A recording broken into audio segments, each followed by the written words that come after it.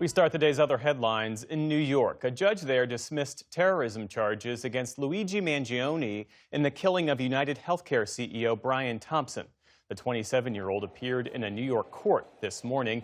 He still faces second-degree murder charges in the state following the shooting of Thompson last December on a Manhattan street. In his decision, the judge wrote that while Mangione was clearly expressing an animus toward the healthcare industry, it does not follow that his goal was to intimidate and coerce a civilian population. Mangione has pleaded not guilty. He also faces a federal case where prosecutors say they plan to seek the death penalty. President Trump is in London tonight for his second state visit to the United Kingdom. Upon arrival, Mr. Trump and the First Lady were greeted by American and British officials, including a royal representative. King Charles III will welcome the president to Windsor Castle tomorrow, and Prime Minister Keir Starmer will host him for talks later in the week. Starmer is hoping to finalize terms on steel and aluminum tariffs. Before leaving the White House today, President Trump offered few details on trade and instead focused on his relationship with his royal hosts. They'd like to see if they could get a little bit better deal, so we'll talk to them. But primarily it's to be with Prince Charles and Camilla. They're friends of mine for a long time, long before he was king. Also, during that Q&A with reporters, President Trump took issue with a question from an Australian reporter who pressed him on financial conflicts of interest. That is it appropriate, President Trump, that a president in office should be engaged in so much business activity? Well, I'm really not. My kids are running the business. I'm here. In my opinion, you are hurting Australia very much right now.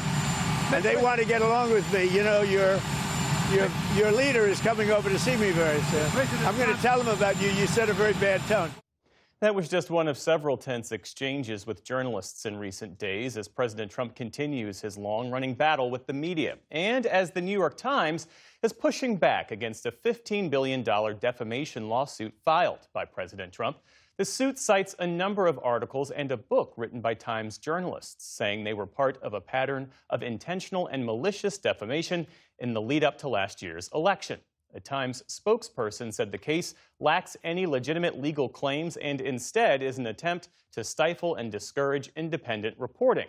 President Trump also sued the Wall Street Journal in July over its reporting on his ties to the late financier Jeffrey Epstein. In the Middle East, Israeli forces unleashed a long-threatened ground assault to seize the center of Gaza City today. The Israeli military released unverified footage showing the offensive, saying it aims to, quote, destroy Hamas military infrastructure. During an address today, the military's chief of staff also cited the release of hostages as a goal of the offensive, and he insisted that Israel, quote, operates in accordance with international law. We do our utmost to mitigate harm to civilians.